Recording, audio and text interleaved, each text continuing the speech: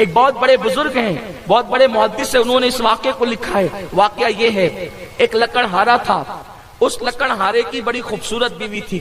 کبھی کبھی ایسا ہوتا ہے کہ غریبوں کو بھی قسمت سے خوبصورت بیوی مل جاتی ہے، اللہ کا انعام ہے، اللہ کی عطا ہے، اللہ جس کو جو چاہے عطا کر دے، حضور کی خیرات جس کو جو چاہے مل جائے۔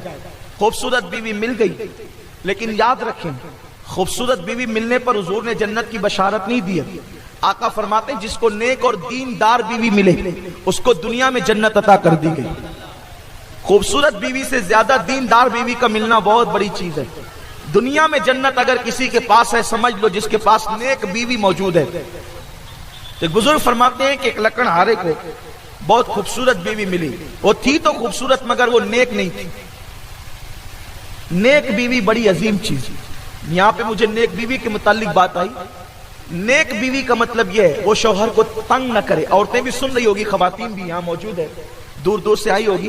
نیک بیوی کا مطلب یہ ہے وہ اپنے شوہر کو تنگ نہ کرے، یعنی کہ اس ضرورت سے زیادہ اس پہ بوجھ نہ ڈالے۔ کہ اس لکڑہارے کو خوبصورت بیوی تو مل گئی لیکن وہ خوبصورت تو تھی، اس کا دل خوبصورت نہیں تھا۔ ایک مرتبہ بادشاہ کی نظر لکڑہارے کی بیوی پہ پڑی تو آپ جانتے ہیں نا کچھ ایسے بلی صفت لوگ ہوتے ہیں جن کی نیت ہمیشہ چھچڑے میں ہوتی ہے۔ تو اس کی نظر جیسی لکڑہاری کی بیوی پہ پڑی تو اس نے فوراً دل میں خیال کیا اتنی خوبصورت بیوی لکڑہارے کی، اس کو تو میرے محل میں ملکہ ہونا چاہیے تھا۔ اس نے ایک بوڑھی کنیز سے کہا کہ جا کر کے لکڑہارے کی بیوی کو کچھ ایسی پٹی پڑا کہ وہ لکڑہارے سے طلاق لے لے، اور طلاق لینے کے بعد وہ مجھ سے شادی کر لے۔ کہ لکڑہارے کی بیوی کے پاس وہ بڈھی پہنچی، اور پہنچنے کے بعد ان لوگوں کو اس کو کہا کہ یہ کیا غربت میں تو زندگی گزار رہی ہے۔ کچھ ایسی عورتیں ہوتی ہیں نا جو گھروں میں جاتی ہے اور عورتوں کو بہکاتی ہے اور ان کے گھروں کو پھوڑتی ہے، تباہ کرتی، کبھی سانس کو بہکا رہی ہے، کبھی ننن کو بہکا رہی ہے، کبھی شوہر کو بہکا رہی ہے، کبھی بہوئی کو بہکا رہی ہے، اور ایسی عورتیں گھروں کو پھوڑنے کا کام کرتی ہے۔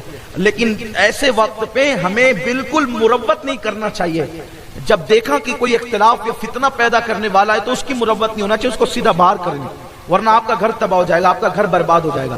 اور حضور نے فرمایا کہ جو لوگوں میں پھوٹ پیدا کرے وہ ہم میں سے نہیں ہے، وہ کوئی اور ہوگا لیکن ہم میں سے نہیں ہے۔ حضور فرماتے وہ ہم میں سے نہیں ہے۔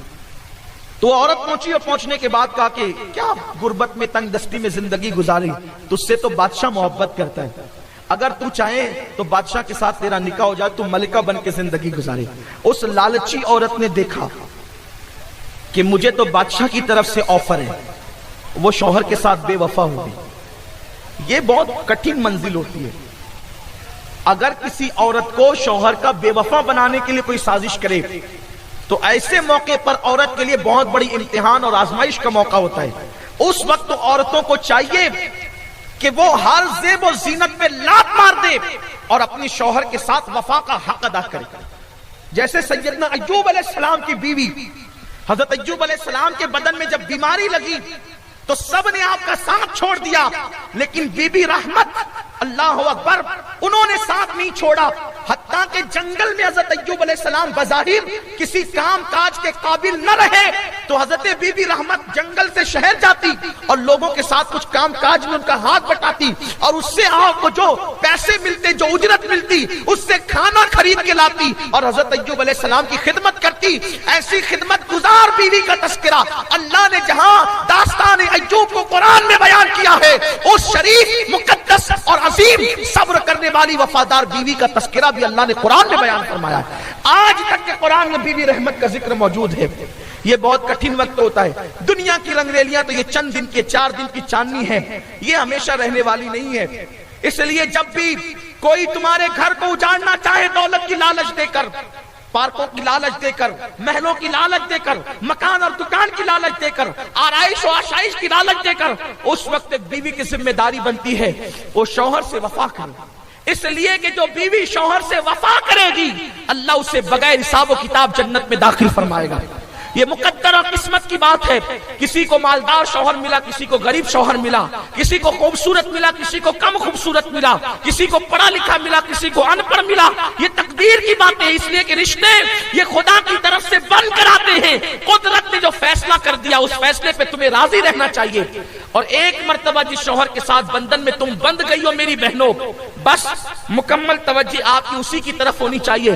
اور آپ کو کوشش کرنا چاہیے, آپ کو کوشش کرنا چاہیے, آپ کو کوشش کرنا چاہیے کہ آپ کا شوہر آپ سے راضی رہے. جس کا شوہر اس سے راضی ہے اللہ بھی اس سے راضی ہے.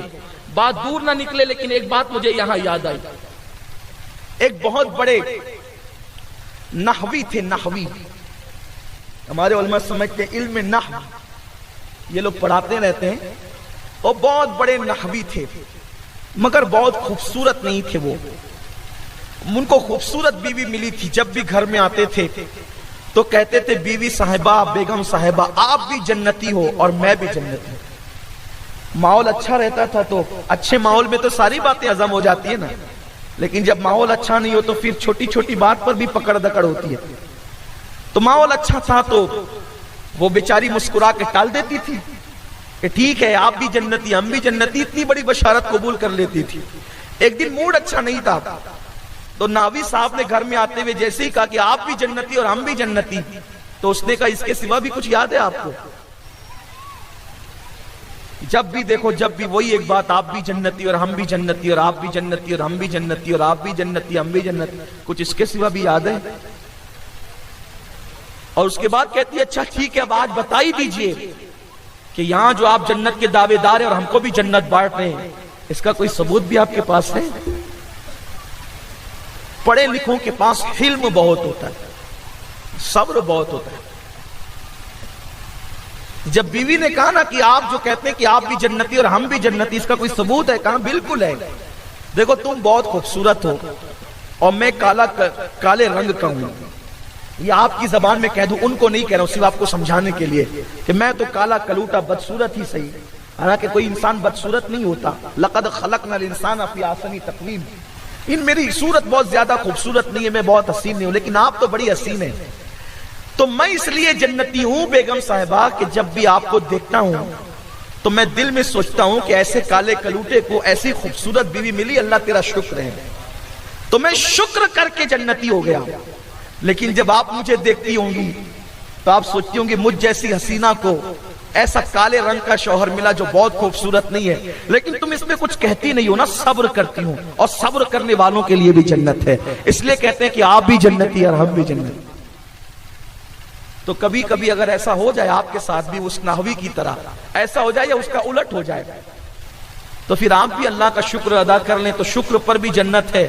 اور اگر صبر والا معاملہ ہو کہ وہ چیز وہ کوالٹی نہ ہو تو صبر کر لیا کریں, اس پہ بھی جنت ہے. سبحان اللہ و بحمدہ, سبحان اللہ العظیم و بحمدہ, استغفر اللہ, الحمدللہ حمدا کثیرا کثیرا, سبحان اللہ بکرۃ و اصیلا. میں نے جو تسبیح پڑھی ہے کچھ سوچ کر کے پڑھی, آپ کچھ اور نہ سمجھیں, اور اس کا مطلب بھی اللہ کی تسبیح و تحلیل ہے. تو بہرحال عرض کر رہا تھا کہ صبر پر بھی جنت ہے, شکر پر بھی جنت ہے. لیکن اگر کسی خوبصورت شوہر کو زیادہ خوبصورت بیوی نہ ملے تو صبر کر لے, اس پہ جنت ہے. اور خوبصورت ملے تو شکر کر لیں, اس پہ بھی جنت ہے. لیکن کر لیا کریں, یا تو صبر کریں یا تو شکر کریں, تیسرا کوئی کام نہ کیا کریں, تیسرے کام کی طرف نہ جائیں, اسی پہ جنت ہے. تو لکڑہارے کی بیوی نے سوچا کہ کہاں اس لکڑہارے کا کی کٹیا اور کہاں وہ بادشاہ کا محل. اس کا فوراً رنگ بدل گیا, اس کا فوراً انداز بدل گیا, اس کا فوراً طور طریقے بدل گئے. بس جب بھی آئے اس کی ناک چڑھی رہے, اس کا منہ اترا رہے, منہ ٹیڑھا رہے, اینٹ کا جواب پتھر سے, محبت کا جواب بھی پتھر سے, پھول کے بدلے کانٹے. آخر لکڑ آ رہا تھا, انسان تو تھا, کب تک برداشت کر سکتا تھا. اس نے سوچا کہ اس کا موڈ اچھا نہیں رہتا, اس کا مطلب یہ رہنا نہیں چاہتی. کچھ عورتیں ایسی ہوتی ہے جن کو رہنا نہیں ہوتا ہے تو ان کے سر کا درد کبھی ختم ہی نہیں ہوتا, کسی ڈاکٹر سے ختم نہیں ہوتا. ان کی ٹونائن کسی عامل سے نہیں چھوٹتی کبھی. جنہیں رہنا ہی نہیں ہے, جنہیں رہنا ہی نہیں ہے, شوہر آئے تو اس کو ٹونائن سوار ہو جاتی ہے, نہ اس ٹونائن کا کوئی عطا ہوتا ہے نہ کوئی پتہ ہوتا ہے. اب بڑے سے بڑا عامل اس کو اتار نہیں سکتا, ایسا بھی ہوتا ہے. اور جو عظمت والی بچیاں رہنا چاہتی ہیں شوہر کے ساتھ, پھر وہ ہزارہ مصیبتوں کے باوجود بھی صبر کے گھونٹ بھی کر کے رہتی ہے. لیکن قوم کی میں ان بیٹیوں کو سلام کرتا ہوں کہ وہ ہزارہ مصیبتوں کے بعد شوہر کے ساتھ وفا کرتی ہے. حضور کو انہوں نے جنت، حضور علیہ السلام نے ان کو جنت کی بشارت دی ہے. اور قوم کی وہ بیٹیاں جو کسی غلطی یا غلط راہ پہ چل کر، ویسے الحمدللہ اکثر بیٹیاں ایسی نہیں ہوتی، لیکن اکا دکا اگر کوئی غلط راہ پہ چل کر اگر کسی غلطی کا شکار ہے، اگر اس کی نگاہیں کبھی کہیں اور ہیں، وہ کسی اور جگہ پر معاذ اللہ جہنم کے راستے پہ جا رہی ہے، تو میں قوم کی اس بیٹی کو یہاں سے پیغام دینا چاہتا ہوں، میری قوم کی بیٹیوں، شوہر کے ساتھ کبھی بے وفائی نہ کرنا، شوہر کے ساتھ کبھی غداری نہ کرنا، اس لیے کہ بے وفائی کا انجام کبھی اچھا نہیں ہوتا، انجام ہمیشہ برا ہوتا ہے. تو لکڑہارے کی بیوی نے سوچا کہ یہ غریب کی کٹیا کہاں اور محل بادشاہ کا کہاں. اس کا رخ بدل گیا، انداز بدل گیا. لکڑہارے نے سوچا کہ اب یہ میرے ساتھ رہنا ہی نہیں چاہتی تو اس کے ساتھ رہنا ہی بیکار ہے. اس نے طلاق دے دی. طلاق دینے کے بعد عدت گزاری اور عدت گزار کر کے پھر اس نے بادشاہ کے ساتھ نکاح کر لیا. اس کا انجام تک تو وہ پہنچ گئی، اس کے اپنے پلان کا تو انجام ہو گیا، اس کا مقدمہ پورا ہو گیا، اس کی دل کی تمنا پوری ہو گئی.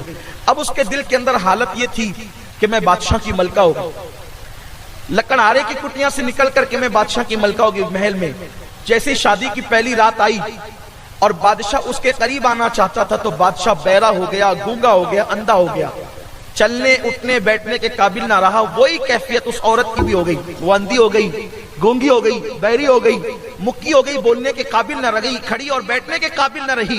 جب اس کی پوزیشن یہ ہوئی تو اس وقت لوگ حیران تھے ایسا ہوا کیوں. تو غیب سے آواز آئی، تم دونوں نے مل کر لکڑہارے کے ساتھ کیا کیا ہے؟ کیا ہم اس سے غافل ہیں؟